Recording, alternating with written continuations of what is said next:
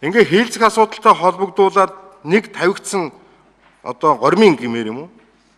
Эрдэнэт гишүүн намайг нэр дэвшигчийн хувьд улсын хурлын даргын одоо үйл ажиллагаагаа төр зүүр төтгөл зүйлээч энэ хурлыг битгий удирдаач гэж байгаа юм байна.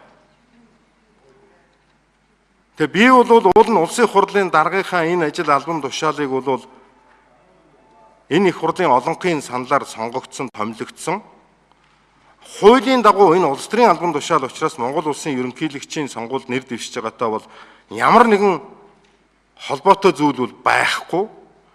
Гэхдээ энэ дотор сууж байгаа 75 хүн бол 75-уулаа энэ улсын өнцөг булан бүрээс ард иргэдийг төлөөлж ирсэн бүрэн эрхтэй улсын хурлын гишүүд.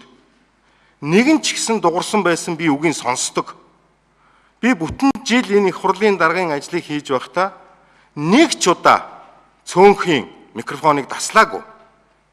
Тэр битгий хэл би чуулганы нээлт хаалтын үгэн дээр цөөнхөө сонсож явах ёстой шүү гэдэг үгийг олонх руу хандаж нэг ус удаач хэлж ийсэн. Биний тэр байр суурь өнөөдөр ч гэсэн энд байна. Нэгэнтээ Эрдэнэт гишүүн намайг энэ дээр хурал удирдахад болохгүй байна.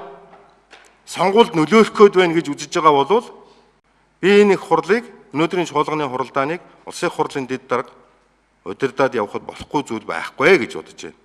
Харин 4-р сарын 5-наас хойш өнөөдрийг хүртэл чуулж байгаа энэ чуулганы бүрэн эрхийн хугацаанд чуулж байгаа чуулган өндөрлж байгаа учраас бүтэн 3 сарын дотор хууль тогтоох дээд байгууллага хийсэн ажлынхаа товч мэдээллийг өгөөд чуулган өндөрлүүлэх ийм үг хэлэх ёстой.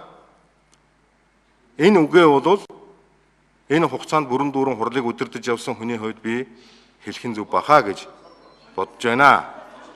За яг заавал санал ураагаад хэрэггүй дээ. Хүсэж байгаа бол Эрдэнэтийн хүсэлтээр улсын хурлын өнөөдрийн чуулганы хуралдааныг улсын хурлын дэд дарга Санж Мэтүү удирдана. Нямдар дарга гадуур ажилдаа явж байгаа юм. Санж Мэтүү даргаыг энэ дээр туршиж.